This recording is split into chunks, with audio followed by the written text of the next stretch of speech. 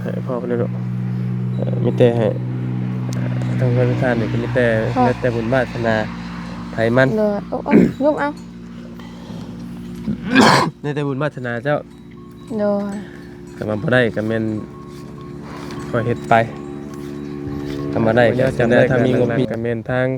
ไอเอเนาะอยู่ทางต่างประเทศพุ่นแหละแล้วก็แม่พรอยู่ทางออสเตรเลียเนาะแล้วก็พอสุชาติแล้วก็ยังมีอีกหลายๆคนอยู่พี่น้องเนาะขอโทษขออภัยหลายเพราะว่าตั้งแต่พุ่นไหลมาแต่พุ่นแต่ว่าหลักๆที่อันนี้เนี่ยแม่นทั้งเอพี่น้องเนาะแล้วก็แม่พรเด้อเลย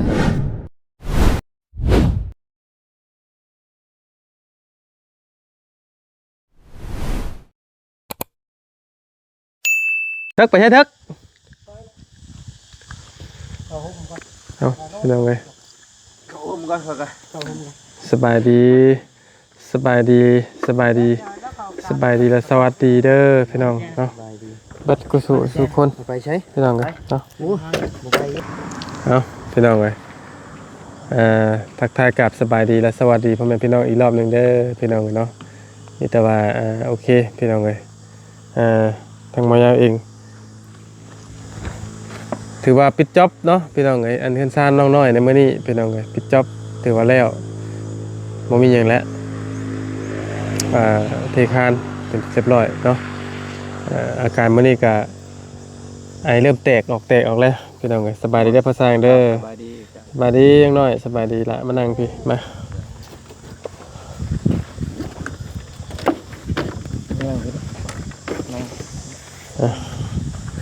ถือว่า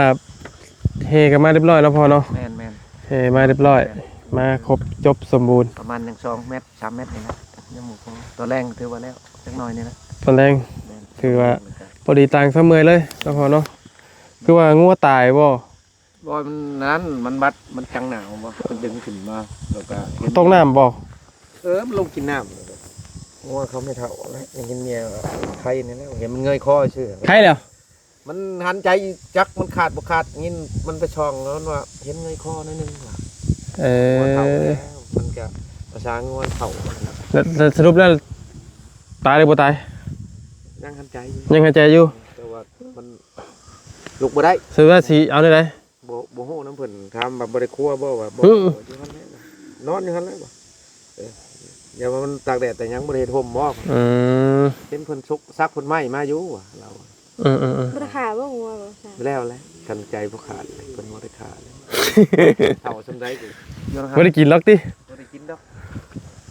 ป้าแหมแท้แม่จะเฮ็ดจังได๋เฮ้ยบ่ลากเด้ฮ้อนพี่น้องเอ้ยเนาะมาพอได้นั่งให้แกเล่าเด้พี่น้องไอ้เตียงนี่เนาะช่างได้มาตอกเพิ่นต้นเพิ่นบ่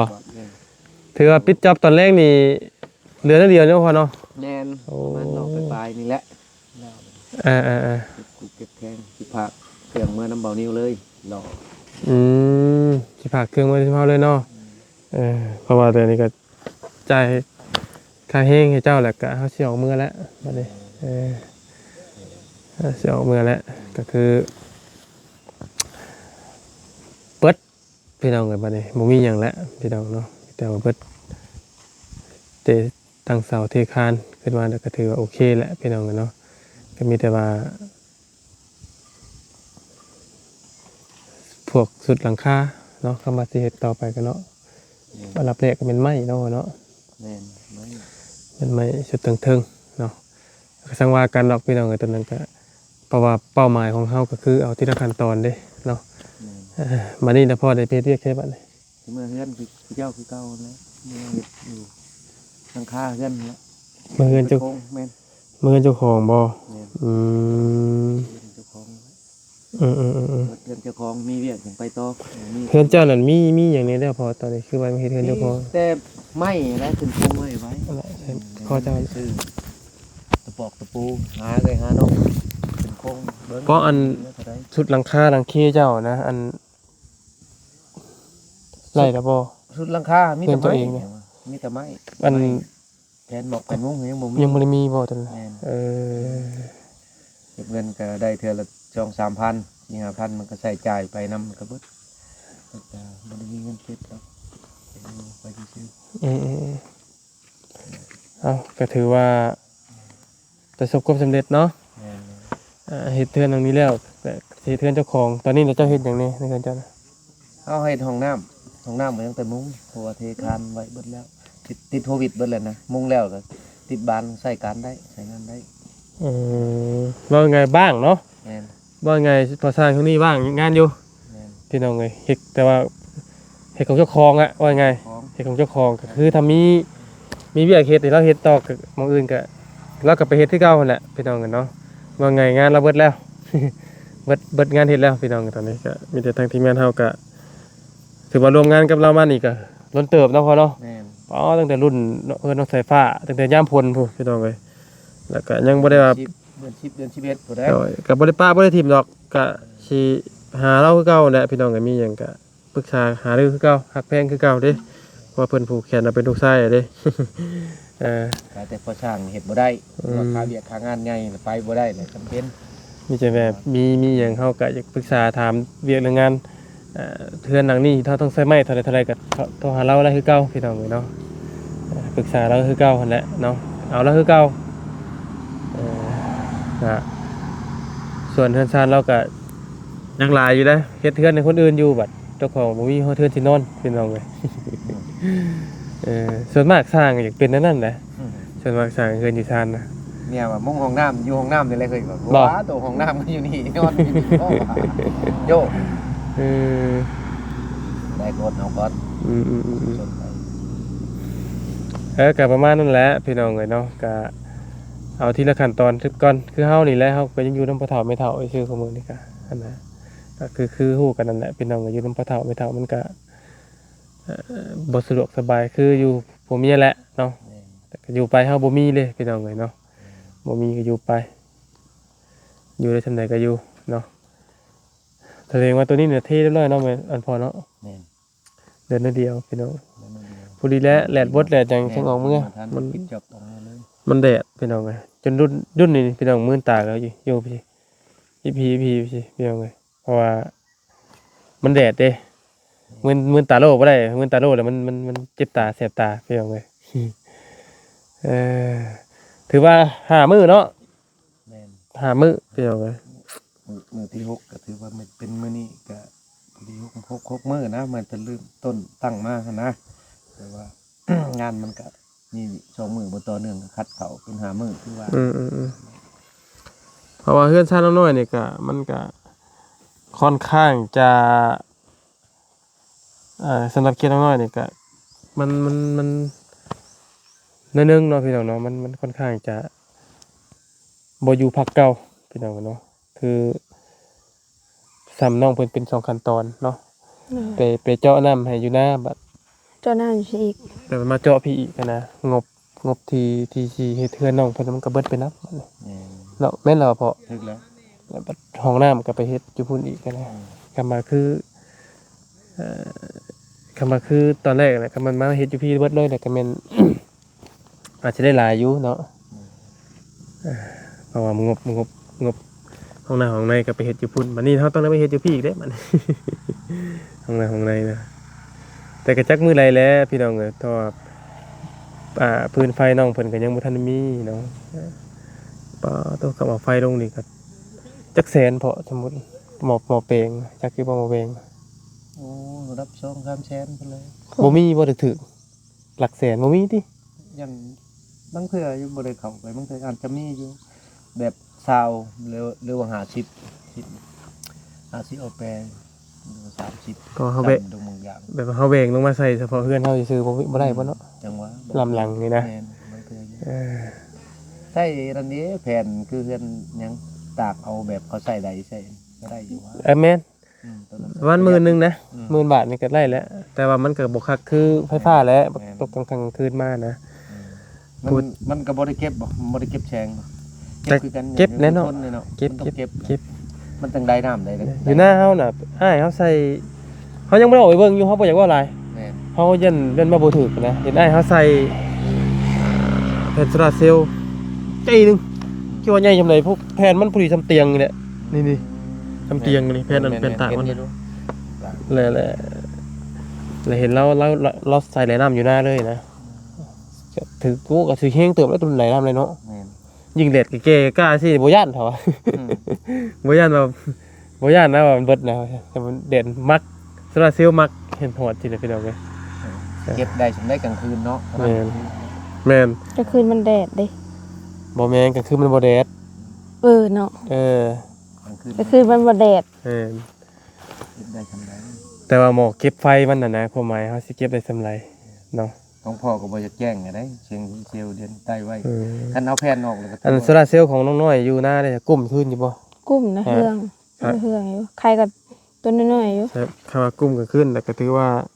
คักเติบแล้วพี่น้องเนาะถือ บ่ได้เงี้ยงบ่ได้ให้ทุก ถือว่าคักเติบแล้วเพราะว่ากุ้มก็ขึ้นนี่ถือว่าเติบหนึงแล้วไผขนาดน้อยๆเองนะ อืม ขนาดพอเก็บน้อยๆเองนะในกุ้มก็ให้ขึ้นแล้วนะพี่น้องเอ้ยตอนต่อไปก็แม่นใส่ไหลน้ำนี่ก็สิใช้ใหญ่เติบแล้วเนาะพอเนาะเอาใส่เนาะ ได้ค่า200เช้าแล้วมีแต่ระบบไฟ100เช้าวุ้น แต่ก็ได้อยู่นะก็คือว่าเอาแหล้วพี่น้องแต่มันก็เป็นไปที่ยากอยู่ถ้าที่มีหมอแบงลงมาเนาะเพื่อ เพิ่นมีเว้าบ่ได้นะคัดได้ก็มี คาดสิได้บินมากับลูกเจ้าป่ะ อืม คาดสิบ่ได้เด้บิน ก็บ่ได้ เจิดนี้คาดสิได้บินมาขึ้นลูกเจ้าคาดสิบ่ได้บินเจิดนี้เพิ่นว่าถามถ้าพ่อแล้วนี่เรายังมีคำเว้าหลาย แม่ๆเราเท่ากว่าเนาะ อ้าวเรา เราแบบ คนผ่านลาตรีมาหลาย เลย คำบอก แค่ก็ลืมแล้วบ่ได้ชอบดู ว่าคนผ่าน ใช้มันใช้บ่แดดบ่กินน้ำ นำคนเดียวนี่เออ ถ้าเพิ่นเข้าห้องน้ำ เขาห้องน้ำได้เลยนะมีบ่ มีเยอะห้านค่าได้ห้านมีตู้นะ เออ พี่น้อง พี่น้องเจ้าบ่ พี่น้องเบิดช่วงนี้ อืม ก็ไปชื่อนี่แหละ แมนช่วงตรงอัพนี่พี่น้องเบิดพี่น้องเลยเมื่อวานนี่ก็คอมเมนต์ไปหาคนรู้จักก็เห็นเขาโพสต์เงินลงหลายยืมแน่ว่าซั่นให้รู้จักขนาดเทื่อนึงก็ได้ แต่ผมเมียนเป็นผู้ถือ12ตื่นเนาะเหมือนพี่น้องบ่จักอีกแล้ว พี่น้องกัน อันนั้นลูกทั้งแม่เฮาน่ะ แต่เราเดี๋ยวว่าเราถือเลขกันเราบ่อยากจักคำเฮาเลยนะลืมตีนนะว่าอะไรก็ได้ คันเฮาเลยจ้ะคันเฮาถือคือกันแหละ ญาติบ่ต่างกันได้ดอกไงวะ กันบ่ฮู้จักบ่ช่างกันโอ้มาแถวนี้ก็พอดีถึกน้ำจะลงคลองนั่งน้อยแล้ว แม่นบ่เสกหลังคุ้ยกับท้องรถ บ่เอาละ โอ้คนดูนี่นี่มีได้พี่น้องเอ้ยบ่ทางนี่มีได้เครื่องมีของหลายได้ดิ เอาไว้ตัวที่ อ้า เรา ว เป็นตาย่านใช่ ไอ้ดีครับ บ่จักหลายบ่ได้โตแล้วก็2 3จักศพ4เลย คนผ่านคนรุ่นนี่เนี่ยคนผ่านลาตรีมาหลายเลยพี่น้องเอ้ยคนเด็ก เข้มแล้วมาใส่เนาะ คนตะกี้เนี่ยเอ้ยอยากมีตัวใดตะกี้พี่น้องคนตะกี้คือเฮามีพ่อให้อยู่หักบ่เอาเฮานะตะกี้นะพ่อปู่เพิ่นอยากให้รับน้ำเพิ่นเฮาบ่เอามารับแล้วอ่ะเจ้าเอามาเองเจ้าก็เอาไปรถว่ะค่าน้ำไรน้ำ กระโคบอะไรเด้ค่ะ ก็บ่ได้ก็คือฮู้กันนั่นแหละเนาะพ่อ อืม บ่ได้อยู่บ้านอยู่เมืองเท่านั้นแหละ นั่น เพิ่นบ่ขาหรอกแต่บ่ได้อยู่บ้านเพิ่นได้ไปอยู่บ้านอื่น อยู่น้ำหมูถึกแล้ว อืม กินข้าวกับบ่คมหมู อืม ลูกเพชรคนนั้น มีแต่เพิ่นไล่ ยังกันยาก มีแต่เพิ่นให้ไปอยู่บ้านอื่นเมืองอื่นเข้ามาบ้านก็บ่มีใบห้องรับ อืม เป็นเจ้าเป็นหยังมาเจ้าเพิ่นก็บ่รับเจ้าอยากถือไปยิงตายปี้ตายแล้วก็เรื่องเจ้าอย่าไปหาดินได้ ของโง่ให้สิเอามาละลายแล้วเฮา อย่าได้ลาเอ้ย บ่ได้อยู่บ้านอยู่เมืองเลย อันนี้เรื่องจริงนะอยู่บ้านอยู่บ้านเบา มีอยู่คนบ้านเฮาก็มีอยู่ มีกันบ่ ว่าในย่านนี่คือว่าช่างบ่กล้ามาเฮ็ดเงิน อ่า เฮาก็ยังมีเฮาก็ ว่า อ่า โอ้ ปลดปอบบ่เจ้ากะ โหบ่ได้ธรรมดาเด้อ ยังมีแต่ตุ่มค่อยคัน เบื้องหลังของเพิ่นบ่คำนี้มันได้เว้าเด้พี่น้องก็เว้าเรื่องง่ายๆก่อนนิดนึงเนาะมีบ่แบบไล่กัน นี่ ไล่อ บ้า อน กจากบ้านน่ะมีบ่เคยเห็นบ่ เฮ้ย เฮ็ดเป็นเฮ็ดในใดเวลาเครื่องของเขาน่ะ โยแกจักสิว่าบ่ได้ เว้าในใดจะเคยเห็นจะต้องฮู้ เฮาน่ะ แบบอะไรแบบเขาไล่หนีฮะแบบไปกินลูกเขาอีหยังนั่นประมาณนี้แหละแล้วเขาไล่หนีแล้วก็ไปอยู่บ้านอื่นอยู่ได้บ่โดนแล้วก็มา เพิ่นต้องถามก่อนตี้ตะพอเนาะว่าเจ้ามาแต่ไสเนาะ โอ้แบบ ไม้ความว่าคือนางน้อยนี่คือว่าถึกเป้าหมายแหละตัวใดเพิ่นมีการเพราะว่า เพิ่นยากบ่เพิ่นค่ะ มันบ่แม่นมันยากฟังจะเว้าไรนี้ไรแบบใดบทคือเบาเหย้าถามในสมมุติว่ายกตัวอย่างเป็นปอบหรือว่าเขาค้นเนาะและมีวิธีไรแบบใดเบาเหย้าถามมันเป็นช่องประเด็นนะสมมุติว่าเป็นแล้วแหละเขาจะไรนี้คือจะเว้าทึกอันนี้สมมุติว่าไปเข้าลูกเข้าร้านเขาเลยวิธีที่1เฮ็ดได้มันสิออกเบาเหย้าว่านั้น เขาก็ต้องถามว่าเจ้ามาแต่ไสลูกเต้าเราไผฉันสิเฮือนชาติเจ้าอยู่ไสแบบสิ แม่น แต่ที่แล้ว แล้วเขาก็ตักเตือนน่ะ แม่นเลย ตักเตือนว่า นานาบ่ให้เข้าไป เทื่อหน้าน่ะบ่ให้เฮ็ดในนี้ แม่น ไอ้บ้านเมืองหมู่ อืม เทื่อ2เทื่อ3ยังเฮ็ดอยู่ในแม่นเอาแล้วบัดนี้ บอกบ่พัง เราบ่ฟังแล้วก็แม่น จะไรหนี้บ่ ได้นี้ แต่ก็มีได้พอไอ้ผู้ที่เพิ่นเก่งกว่าเฮาอีก เนี่ย ที่เพิ่นเก่งกว่าบ้านแต่บ่ยอมไปใส่ก็มีเด้ อ๋อ เนี่ยอยู่บ้านเฮา อยู่บ้านแต่เฮาก็มี มันน้อยก็มีอยู่บ้านบ่อตูน ใช้ เนี่ย บ้านใดครับมีคือเพราะว่าเลยบ้านใดวังใดมันบ่มีปลาดุก แล้ววังใดมันบ่มีปลาซิว มันก็บ้านหนึงมันก็ต้องมีบ้านหนึงมันก็ต้องมีแนวหนึงมันก็คนละบ้านมันก็อยู่ร่วมได้ก็มันก็ว่าขอโทษนำเนาะมันมีทั้งหอมทั้งเหม็นแม่นล่ะวะทั้งมวนทั้งบ่มวนมันอยู่นํกันหั่นนะแบบมาสมเทียบนี่คือเกลือนี่บักเผ็ดแป้งนัวนี่มันอยู่คนละชิ้นนี่ไปแทะเบิ่งนี่ หมอนัวก็นัวไปซื่อๆหมอเผ็ดก็เผ็ดจนจักสิเว้าไปจังเผ็ดนี่ก็ดีบัดหมอเกลือคือกันเค็มบัดมาเข้าใส่กันบัดนี่มันก็มีส่วนเลยเฮ็ดได้แล้วอยู่ใช้ก็คือกันแต่ว่าต่างแต่ผู้นำใช้แต่ว่าผู้กินเค็มเฮ็ดกินเค็มหรือว่าตัวใดมันบ่คักเฮาก็บ่ไปนำใช้คือยกตัวอย่างคือลูกว่าตัวนั้นบ่คักหวยบ่ไปเด้คือน้องน้อยห้ามนี่อยู่บ่ช่างนี่บ่ไปเด้อตัวนั้นตัวนี้นี่โอ้ข่อยก็ถอยจากแล้วเห็นไปเฮ็ดเทือนน้องอูน้องอีก็เว้าสู่กันฟังใน12 14แล้วได้ยินแต่พ่อแม่เพิ่นแล้วเว้าว่านั่นนี่เด้อบ่คักเด้อลูกเด้อโอ้เฮาก็ถอยแล้วเฮาแฮงคักแล้ว บ้านดงกุยางก็มีอยู่พ่อมีคน ก็สิมีอยู่ แต่มันก็เพิ่นก็บ่นั่นดอกแล้วก็สิมีเบิดคู่บ้านนั่นแหละ แต่ก็สิบ่แม่นโด่งดังเนาะ แม่น แต่บ้านเฮานี่บอกเลยว่าบ้านเฮานี่หลายโอ้ย แม่น มัน แต่เรื่องเพิ่นก็เบิ่งเด้คนในคนนอกก็บ่แม่นเพิ่นเบิ่ง เป็นบ้านใหญ่บ้านเฮา แม่ นะ นๆ บ้านใหญ่หลายอยากขอโทษพี่น้องเลยเครื่องรางของขลังนั้นมันแล้วแต่คนเชื่องมงายเนาะบางคนเชื่อก็มันเชื่อในแนวทางของเฮาคือฮู้กันนั่นแหละพี่น้องเรื่องของงมงายเนี่ยบางครั้งบ่เชื่อก็ต้องเชื่อมันก็เห็นมันเตียนตามตาเฮาดีได้ลงคำว่าอยากเห็นบ่อยากเห็นนะลงไปเบิ่งอยู่ในอันซิมเด้อพี่น้องเด้อ มีเบิด แต่ยังน้อยคือซ้ำน้องน้อยนี่ก้อยนี่คิดกูหมู่สุดได้บ่ยาวไปออกทงออกหยังนี่มาเบิ่งคือจะคือบอกขอโทษน้ำยามฝนตกใหม่ๆนี่คือกันก็บอกกระบองข่อยบ่ย่านไหนไปเบิ่งแสงหุ้นขึ้นหุ้นลงไปเบิ่งเรื่องตัวนี้หั่นไปเบิ่งเสือกบเขียนห้องแอ้วโอ้ทางนี้ก็ยันแล้วแหละ ยันยังไง ญาติมันว่าไป แส เบิ่ง งกันมันกินกบเขียนนั่นแหละมาเบิ่งเลย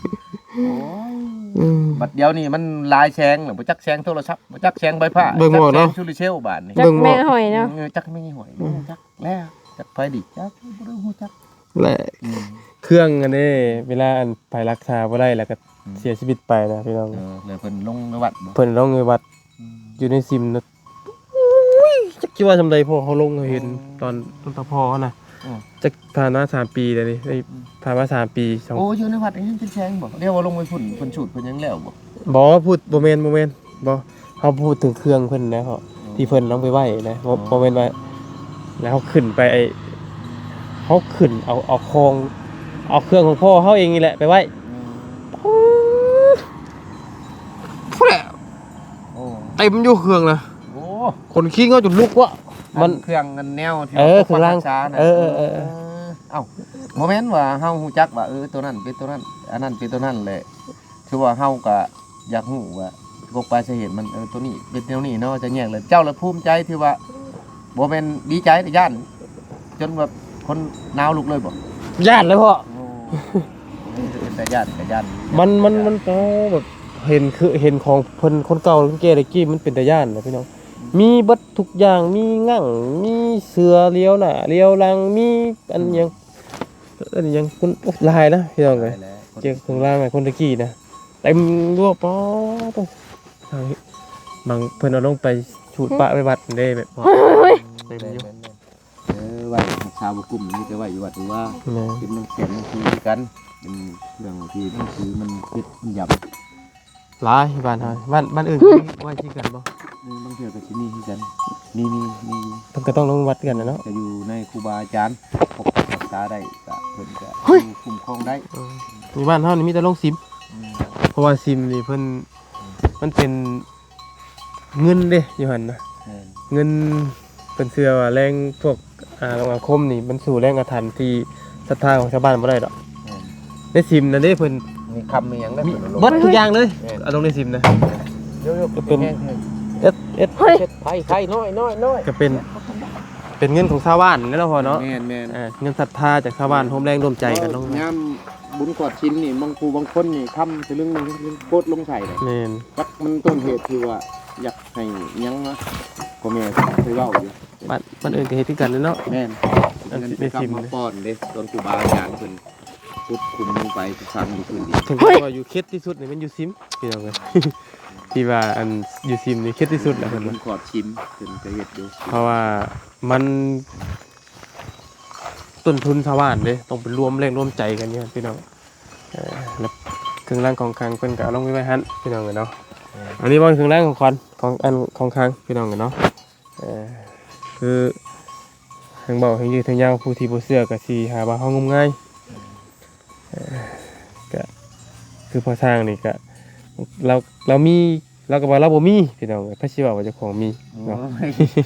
มีวิชาก็มีแล้วนี่เฮ็ด ว่า บ้านนี่เทือนนี่แหละ อันนี้บ่ เทื่อ มาสิคอน้ำอยู่ได้นี่ โอ้ได้อยู่สิมากแบบใดสิครบดำเสียมบ่หรือสิเฮ็ดบานประตูเฮ็ดวงกบโอ้ได้อยู่ได้ มาสิขอวีซ่าน้ำอยู่นี่ เฮ็ดไม้กระด้ามก็ได้ก็ได้เข้าไปช่วยเขา หรือว่าบ่มีเวียก็เราตอกสารย่างกวบไก่ก็ได้บ่ยาวเลยกวบไว้หั่นมันมีไก่น้อยกวบไก่น้อยบัดนี้มีคนอยากซื้อเฮาก็ขายไก่นํขายย่างไปนํเด้สิเก่านี่ครับแล้วคำตัวนี้พูดแล้วบ้านนาคำใต้ผมก่อยสารย่างกวบไก่มักลิ้นไก่ตีได้บ่ยาว เจ้ามาแกตีว่า โอ้ เจ้านะ ยเดี๋ยวนี้โอ้ยบ่ลิ้นไก่ตีนี่ข่อยหิวเขาข่อยใส่ยาลิ้นนะโอ้ยมันตีกันใต้ต้นมันบัดมามื้อใดเหงาตัวชะอยู่เนี่ย น้องเหมาะ บ่ได้ต้มแลโทแพงแท้จูบหัวจูบหางมันกลัวเฮาลูกชายอีก บ่ การกบกันเลี้ยงไก่นั่นเกิดเพิ่นสิเอาไปตีคือบ้านบุญบ้านนั่นบ้านนี่เอ้าโตนั่นกับโตนี่เลยโอ้บ่ได้นั่นดอกลักเทื่อก็เชียร์เขาตลอดยากสนักนะได้เสมอลักเทื่อก็ดีคันได้กินนั่นโตนึงกัน3 ปีก็ยังเว้าบ่แล้วอยู่ ไก่ตัวนั้นน่ะเอ้ายังว่าคักอยู่หมูคือว่าจักน้ำเอาลูกเอาแนวมันแท้ๆได้ข่อยว่าโอ้เก็บไปมายาก เจ้าก็เคยถึงแกตีเนาะเจ้ากันเนาะ แม่นเคยสับนั่นบางตีนั่นพ่อแม่เพิ่นบอกว่าเรื่องไก่ตีนี่อย่ามานอนได้โตก็อย่ากระจกเบิ่งพื้นท้องมันน่ะมันบ่ได้คุ้งเด้โตมันสินอนนั่นโตมันตีเก่งในเพิ่นบอกว่ามันสินั่นโลดมันบ่คุ้งค้อนเพิ่นว่าสังเกตตัวนั้นเฮาก็เลี้ยงอยู่ไปตีลิ้นน้ำเพิ่นตีหัวนั่นแหละเก่าบ่ได้เป็นเงินเป็นคำหลายสำนี้เดี๋ยวนี้เครื่องเรียกเครื่องงานวันเช้าวันอาทิตย์ชาลูกคอยคู่มือนึงแม่นเว้ามีแต่ย่างไก่ไปนั่นแล้ว คอยจังยานั่นคอยคิดใส่ลูกคอยได้แนวคักคอยเช่าเลยจ้ะไปแล้วตัวใดบ่เก่งน่ะต้มกินตัวใดบ่เก่งตัวโยนน่ะสิเก่งของแนวตัวบักใหญ่ก็ไปตีไก่ตัวน้อยๆแบบผู้น้อยก็ตีกับผู้ใหญ่ มันก็มันแบกน้ำหนักเขาเนาะ ไปก็ปั่นตัวสั่นไปหยุดเขา บ่ หยุดคอก็วิทย์แหละแพ้เขาบ่คอยว่า ก็ซ้ำเด็กน้อยก็ตีผู้ใหญ่เลยเนาะ บางเทื่อว่าโอ้ยต่ำๆบ่ได้โตบักลืออยู่โตพอได้น้อยชูยงๆโยเขาพาดเลยกบขาลอยแล้วเว้ย โอเคซะเนาะมีแต่นั้นนะ ว่ามันแดดๆแน่นอนนึง มันฮอร์โมนกันพี่น้องเอ้ยเนาะบ่ว่าอะไรฮะเนาะอันน่ะ น้อยก็ว่าอยู่พี่ก็หลายเนาะ ใจค่าสร้างของเราก่อนว่านี่ลุงหนวดใจก็จะไปร้านนึงบ่ฮะ แน่นเท่าใด หัวใจเป็นล้านหนึ่งเท่ากับว่าเอาน้ำหอม เท่าใดเงินบาทจะมันขึ้นเท่าใดก็เลย ตอนนี้มื้อนี้น่ะ เงินบาท มื้อนี้น่ะเดทเงินน่ะ680พอเขาถามมาแล้ว680เขาถามอันน้องอ่ะ 680,000ว่ายังไงเด้อเฮาไล่ให้เจ้าเลย680ไล่ในห้านเลยในห้านเรียกเป็นเงินเลยก็มีแต่ว่าน้ำเฮาแล้วก็อันนำพอป้องอีกเด้อพอเด้ออันนี้มันจะเป็นส่วนของเฮาเด้อ2ล้าน1 2 3 4 5 6 7 8 9 10 11 12 13 14 15 16 17 18 19 20เนาะ2ล้านพี่น้องเนาะเงินก็มันค่อนข้างหลายเจ้าเนาะพี่น้องเนาะสำหรับงบเงินน้องท่านน้อยพี่น้องก็หลักๆก็แม่นมีอันIAเนาะไม่พรพี่น้องแล้วก็พอสุสาเนาะที่สมทบเข้ามาแล้วก็จะมีอีกอยู่พี่น้องแต่บ่อยากจะซื้อบ่เบิดก็ขอโทษขออภัยหลายๆเนาะรู้สึกว่าหลายเจ้าอยู่พี่น้องอันเพราะว่าบ่อยากเคยหลายเนาะเพราะว่าน้องน้อยนี่ก็ถือว่าซอยน้องเพิ่นหลายพอสมควรอยู่พี่น้องเนาะนับตั้งแต่พุ่นละอยู่เฮือนหลังเก่าพุ่นน่ะพี่น้องเนาะก็จุดนักก็แม่นสิแม่นบ่ยาวกับน้องนิวนะพี่น้องที่มือนักเนี่ยเนาะแม่นบ่สิมีอยู่2คนนี่พี่น้องแล้วก็ส่วนเงินทางชานก็มีแต่ให้พ่อเพิ่นเนาะมีแต่ให้ทางเงินทางชานนี่ก็มีแต่บุญวาสนาไผมันเลยโอ้ยุบเอาในแต่บุญวาสนาเจ้าโดยก็มาบ่ได้ก็แม่นก็เฮ็ดไปทำมาได้ก็ส่วนใดถ้ามีงบมีหยังเลยสิลำบากสิมาเฮ็ดให้ทำไมเลยแต่มื้อนี้นี่อันนี้ไปก่อนเนาะเลยบุญทางอัตเนท่านมาฮอดก็มีพี่น้องเลยก็ยกตัวอย่างก็คือน้องสายฟ้าซะเนาะคือน้องสายฟ้าก็เงียบไปนึงเนาะแม่ระยะนึงตั้งเสาที่คานแบบสไตล์น้องน้อยนี่แหละพี่น้องเลยแล้วก็เงียบเนาะพอเนาะเงียบไปเงียบเฮิงเติบแล้วพี่น้องเงียบไป4 เดือน5 เดือนเนาะโอ้เฮิงเติบเงียบไปคิดว่าสิบ่มีไผซอยน้องเพิ่นนั่นแหละแล้วก็พอหลังจากนั้นก็ไล่ย้อนที่อ้ายเพิ่นบ่อยู่นำตอนนั้นเนาะอ้ายเพิ่นให้น้องเพิ่นนอนผู้เดียวแหละผู้ใหญ่นี่โตสงสารหลายให้นะพี่น้องก็จังเกิดเป็นน้องสายฟ้าเฮือนซานเท่ากับมื้อนี้แต่น้องน้อยนี่บ่ได้เห็นจังบ่สายฟ้าเลยบ่เคยเห็นเนาะเห็นแต่บุญทวีนะแต่บุญทวีเนาะพิเศษอยู่50,000ให้เอาบ่ให้เขาสร้างแล้วบ่ให้พิเศษเรากินอิ่มร้อยบ่พิเศษเรากินอิ่มร้อยซะเนาะพอได้เราก็คือว่าซอยหลายแล้วพี่น้องก็สิรับผู้สร้างก็บ่ยอมรับอยู่ว่าก็คือไปจ้างคนอื่นนี่บ่ได้พี่น้องบ่ได้เด้อบ่ได้คือห้องน้ำห้องในนี่เราก็ต่างเฮ็ดต่างซอยนำนะเพื่อได้เวียกได้งานนำลูกกับเต้านี่แหละพี่น้องเอ้ยเว้ากันตรงๆนี่แหละเพราะเราก็พอได้เวียกได้งานเฮ็ดไปนำโดยพอได้ซื้อกินเข้ามาคือธรรมหลักการที่เอาดีน่ะมันบ่ได้พี่น้องห้องน้ำห้องในใช่มั้ยนะครับค่าแฮงแล้วนะคือเฮาไปจ้างทั่วไปน่ะบ่ได้คือให้น้อยๆไปถามอยู่บ้านก็ว่า10,000ตอนแม่นเลยซึ่งมันเอาไปถาม2เจ้า3เจ้าแล้วก็เจ้าว่าจักได้10,000นี่อันนี้เราเอามีแต่ทบครึ่งเลยนะพี่น้องโดยก็ถือว่าซอยลูกหลานไปเลยเราก็พี่น้องมันถึงอยู่ร่วมกันได้นะพี่น้องถึงว่ามีหยังเฮาก็เรียนเขาไปหาแต่เล่านะอันนั้นแหละซะเนาะมีแต่แจ้งอันนี้แหละพี่น้องเงินน้อยๆน้ำบ่ยาวก็บ่มีแล้วพี่น้องก็มีแต่ว่าถ้ามีมาเพิ่มเติมเนี่ยจังหรือว่าสังคิดมาดำเนินการต่อเนาะตีไว้หลัก10 ล้านเนาะพอเนาะสุดอันคงราคาเนาะประมาณนั้นอยู่ใน10 ล้านนะพี่น้องเพิ่นจังสิมาสามารถเห็นน้องเพิ่นได้พี่น้องเนาะซื้อไม้ซื้อตอกมาไว้ให้น้องเพิ่นถ้ามีงบมาก็ค่อยสมทบไปแต่ว่าช่วงนี้ก็บ่ยาวก็สิให้น้องเพิ่นคนดินเขาเทเล็กเทน้อยไปก่อนเนาะได้เราค่อยเฮ็ดเอาล่ะเหมือนกับผักมันบ่ได้มีงบเลยเอากับบ่เผาก็ได้แต่เอาเข้าไว้ก็ดีถ้าฝนตกฝนดินมาเนี่ยมันจังสิแจกแล้วหัวเนาะ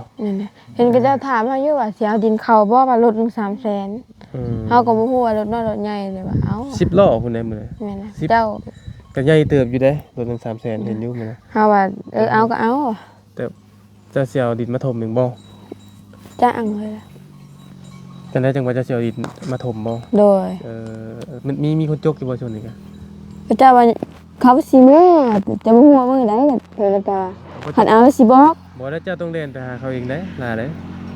เขาบ่ได้บ่นนำเลย เห็นก็เจ้าว่าสิมาเห็นเราก็คู่เทือนแล้วแหละ ก็ดีถ้าว่ามีก็ดีแล้วพอเนาะมันจังสิเบาเฮียงเจ้าเองนั่นแหละเนาะ โดย เอาก็ดังหนึงก็เกือบเต็มห้องหนึงนะพอเนาะประมาณล้านหนึงปะ โดย ล้านกีบนี่ก็เต็มแล้วนี่พี่น้องเอ้ยแต่ว่าเอาเข้านี่ก็เมื่อยแน่แหละก็คือฮู้กันนั่นแหละ ไปสิเต็มนี่ก็โยลอกก็บ่ได้มีเชื่อมจักบ่ ดอกก็บ่มีก็มีแต่หาวิธีเดียวนะถ้าว่าเบิ่งจากงบในป้องพุ่นน่ะเรามีอยู่บ่ โดย ถ้าว่างบเราเหลืออยู่ก็คือว่าเราเหลืออยู่คือว่า4ล้านปลายไว้ใส่ขี้ดินที่เขาดินเลยแต่ว่าเจ้าเสียในไรก็ทางว่ากันเนาะ โดย เอาเขาไว้ให้มันเจ็บมันยังก็ดี ให้ฝนตกเนาะ แม่ เขาว่าให้ฝนตกเถื่อฝนตกหำ พอมีงบมีหยังมากกับพ่อสร้างคือเก่าเนี่ยสิได้เฮ็ดเทือนเจ้าหลังนี้ก็คือเก่าน่ะพี่น้องเอ้ยเอาเราคือเก่าน่ะปราสานั้นนะพี่น้องเอ้ยอยู่ดีมีแฮงบ่กุศลทุกคนเนาะขอบคุญขอบคุณทางบ่ยอจำได้ก็หลักๆก็แม่นทางไอเอเนาะอยู่ทางต่างประเทศพุ่นแหละแล้วก็แม่พรอยู่ทางออสเตรเลียเนาะแล้วก็พอสุชาติแล้วก็ยังมีอีกหลายๆคนอยู่พี่น้องเอ้ยเนาะขอโทษขออภัยหลายเพราะว่าตั้งแต่พุ่นไหลมาแต่พุ่นแต่ว่าหลักๆที่อันนี้เนี่ยแม่นทั้งเอพี่น้องเอ้ยเนาะแล้วก็แม่พรเด้อ โดย สำหรับค่าสร้างนี่พี่น้องเอ้ยเอาขอบคุณผู้ใหญ่เบิดกุศลทุกคนขอให้เพิ่นอยู่ดีมีแฮงเนาะ โดย ความเจ็บบ่ให้ได้ความไข้บ่ให้มีเด้อเนาะบ่ว่าสิขึ้นเหนือลงใต้ให้ตลอดปลอดภัยของครอบครัวของทางผู้ใหญ่ใจดีเบิดกุศลทุกคนเนาะ โดย ผิดพลาดประการใดทั้งหมู่เฮาก็ต้องขอโทษขออภัยหลายๆพี่น้องเอ้ยเอาฝากให้ทางน้องน้อยขอบคุณทางผู้ใหญ่เพิ่นเบิดกุศลทุกคนนั่นล่ะ ขอบคุญขอบคุณพ่อแม่ทุกคนไม่เป็นแล้วแหละ ขอให้พ่อให้แม่อยู่ดีมีแห้งความเจ็บบ่ให้ได้ความไข้บ่ให้มีปรารถนาสิ่งใดขอให้ได้สิ่งนั้นสมความมุ่งมั่นปรารถนาอย่าเจ็บอย่าจนลำบากรวยๆเด้อสาธุ สาธุเอาขอบกับใจทั้งพ่อสร้างหลายเลยพอเด้อเนาะ ใจคือการ รับพรกันก็ได้มันแดดปดก่อนจังเฮ็ดพอเว้ยเนาะเอาอยู่ดีมีแฮงพี่น้องเอ้ยเนาะก็ถือว่าประสบความสำเร็จในที่เฮาตั้งเป้าหมายไว้ว่าอยากยกเสาขึ้นแล้วก็เทคานเนาะก็ถือว่าเป้าหมายที่เฮาวางไว้ก็ถือว่าประสบความสำเร็จเนาะต่อไปก็แม่นถ้าเบิ่งน้ำกันพี่น้องเอ้ยพุ่นน้องเพิ่นฮอดเจาะถึงก็แม่นได้ก็แข่งบุญแข่งไพ่แข่งได้แข่งบุญวาสนาแข่งบ่ได้เนาะพี่น้องเนาะ เลยนะ จะเบิ่งและก็ถ้ามีมากก็ได้ไปซะอยู่ดีมีแฮงสบายดีเด้อพี่น้องเนาะอ๋อแดดคักแดดแน่ดีพี่น้องเนาะมาสุ่มไพ่ใช่แบบที่เด้อปะโธ่แดดเอาพี่น้องเอ้ยไปต้นน้ำหวยจักบาทเด้เนาะเอาอยู่ดีมีแฮงขอบคุณขอบใจเด้อพี่น้องเด้อสุขมันนำด้วยเบิดกุศลสุขคนดีแต่โทรศัพท์บ่ยาวบ่ตัดออกเนาะพี่น้องเอ้ยใช่กับเพื่อนหาสิมาส่งเหมือนกันพี่น้องเลยมาส่งแต่เฮเนาะนี่แหละแต่ละอันแต่อย่างสั่งมาแบบปกล้าสั่งมาหลายยันเงินบ่พอพี่น้องเราค่อยสั่งมาโอเคอยู่ดีไม่แห้งพี่น้องเลยด้วยเหมือนกันเด้อพี่น้องเนาะ